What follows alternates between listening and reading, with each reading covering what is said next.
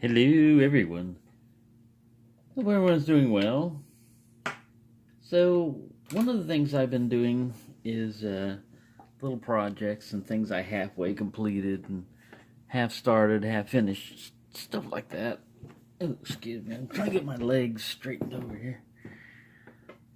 And one of them was I was doing a comparison earlier, trying to do a comparison between you get what you pay for basically, and like American locks. This is not American lock. This is a Harbor Freight U.S. General type lock. But I finally got this thing gutted, and we'll get into that later. What I want to do is pick this. This is another one of those padlocks that Mike sent me. This is a Shield Security, and it's got a Schlage type of keyway in it, and a key. I picked it earlier, and I want to compare what that one has. Like the harden right there, I don't know if you can see that, but I took a file to it, and that body is definitely not hardened. I'm not going to take a file to this one. I haven't hit this one yet, but I just want to pick this guy on camera and then gut him and see what's inside and compare it. If it gets a false set. So if it's got those Blob spools, like the other one does, we'll be able to, compare because the other one, when we get to it, I'll be able to show you. Their driver, all right, I got a false set now. Just a slight one. I hit something back there, and I got a slight turn on the core. So now I'm moving around. I think I overset. I think I pushed 5 up too far, or 4. I don't think this guy's...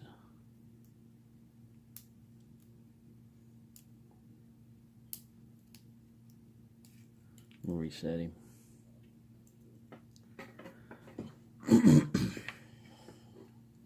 It's a nice solid feel to it, and it's got ball bearings, on the shackle and everything.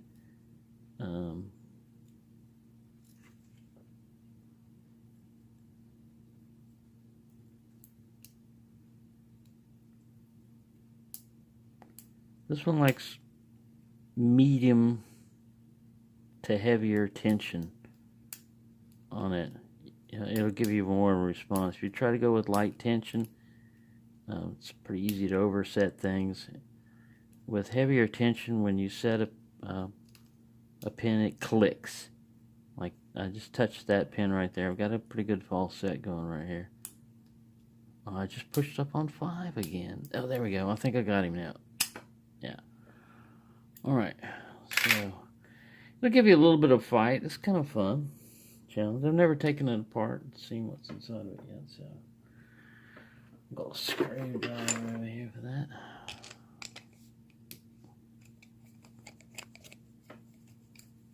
If it's got those blob pins, even though they're poorly made and everything else, they do give you the feedback of a spool, depending on how much of a blob there is to it.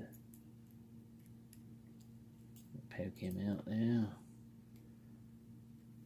I didn't unscrew it completely. Gotta hold it there. Come on. The screwdriver head's a bit more. There we go. Fell out completely. I don't know if you can see anything now. This camera is not in best angle.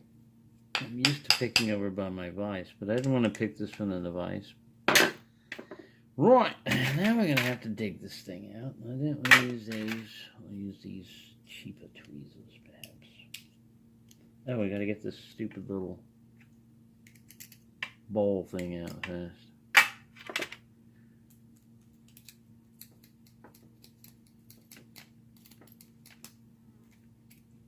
There we go. Sort of. It helps when this thing falls out. Because then you got to get him out, because you got to clear the... What the hey? We got to get this out one way or another, I'll tell you. Stubborn. I don't have a common screwdriver with me, and I didn't want to use my North blade. Well, one of these things here. It's a little multi-tool type of thing here that you can use to pry with if you need to. I just need this guy to cooperate. They usually have a little, I can see them, they're little dog ears on these. Little dog ears on these. Get out of there. Oh my God, this is gonna be... See those little things? You line those up, and it should just fall right out. I don't know what's happened. It's got jammed or something. And now, because this guy's base is so long, right here, I'm gonna have to clear that. So I'm gonna have to pause this while I struggle with this. I just tilted it right down and it fell right out. Sometimes you don't need to use a little force. Right, I should have pliers, but I don't, so I'm going to use tweezers. This thing looks extra oily.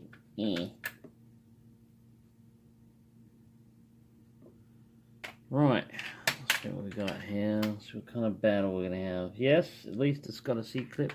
Now I got to go get me C-clip remover. There we go. I've got the keys for it, if I have to lock it up. That's the bitting I was dealing with. I should probably lock it up. The little hump is up front. There we go. Do that like that.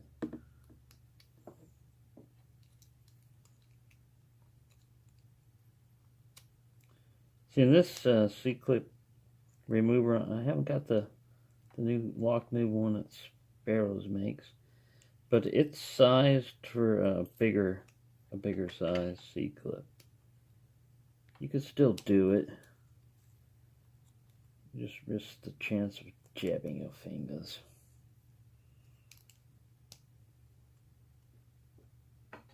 Well, struggle. We'll have to pause this again. Well, that was crazy. I had to clamp it in the vise, take a screwdriver, and take my hammer, little brass hammer, and pound the little sucker. Didn't want to come out. It probably hasn't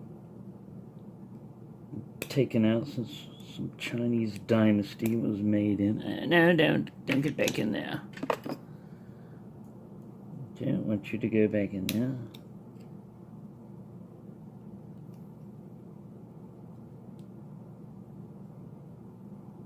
Man, thought I was finished. I left out my screwdriver over there and everything else. So I thought I had it. And there we go. Got him now. Got him now. Uh-oh. Tweezers tried to nick me. Right. Now we know from the other one it was a skeletonized core. Skeletonized on both sides. It's almost impossible to gut it without pins getting jammed up. That's why the springs are all screwed up back here. This guy, he's got a C-clip on him, so maybe it's not as bad, but we're going to use a shim anyway, just to make sure. If I can get one in there.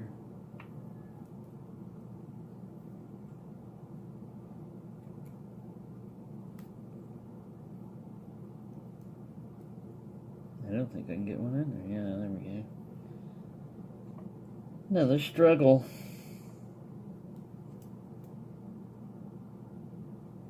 Man, that... You don't want to get underneath that pin right there. Oh, it's one of those limiter things. It's that damn... It's one of those damn core limiters, and this one has no easy access to it. Well, no, it can't. Yeah, it can be, I guess.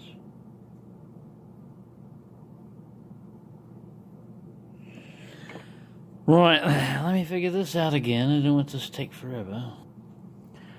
I hadn't turned the core like you had picked it. That was my problem.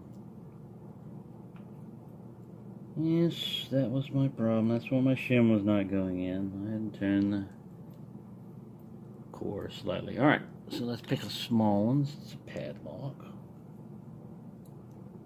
And is that small enough? Might be. We shall see what we shall see. Alright. Non-skeletonized core. That's a good thing there. 1, 2, 3, 4, 5 pins in that little ball bearing detent type of last pin. Alright. The top of the core has also been roughly ground. I don't know if you can see those file marks, but it's been like flattened ground.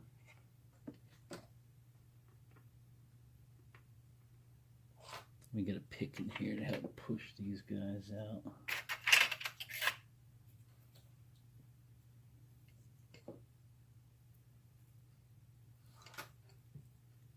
Pin 1 coming up. I know these are all going to be like nuns already. It's got a slight taper on them. Yeah, they've got a bevel on the. These are not bad key pins as far as like shape and everything.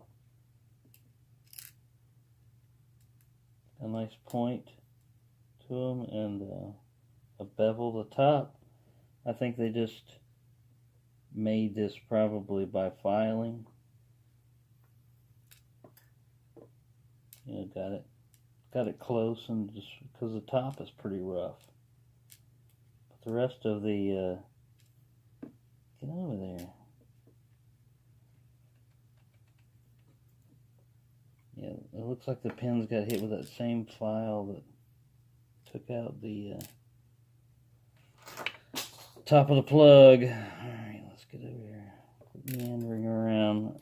So I suspect we're going to run into the blob pins also. Let me get up here and zoom in on this guy a little bit if I can. Now, let's focus over here, you bonehead. See how that's all scraped and flat, and then there's that little detent. Alright, get back over here and look over there. And we're going to try to do the, take the shim out. We're going to do the key pins. I mean the drivers. Number 1. I'm guessing Chinese blob pins. That's going to be my guess. If they're spool, I would be pleasantly surprised. Yep, blob pins. They act like spools, though. They'll give you false sets.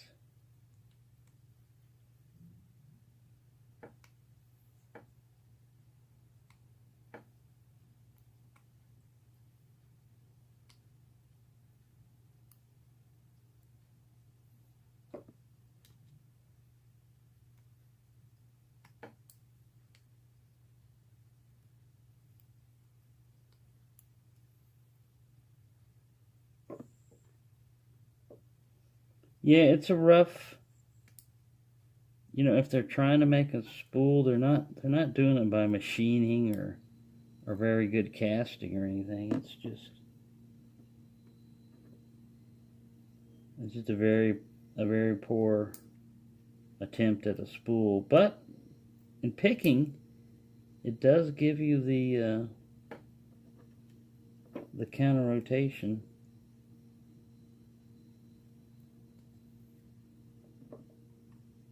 And we got a ball bearing in slot number 6.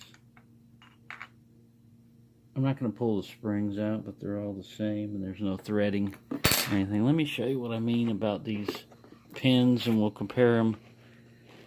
They're the focus, please, focus. Get your brain focused. They're the blob pins, and if you look at them, they look like they're copper, but over here on this other one,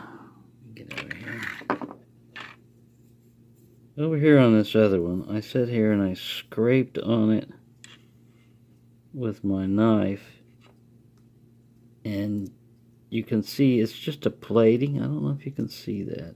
It's right on the where that it's rolling underneath. Back over here. There we go. See how shiny that is? That is not copper or brass. I believe these are zinc with a copper wash on them.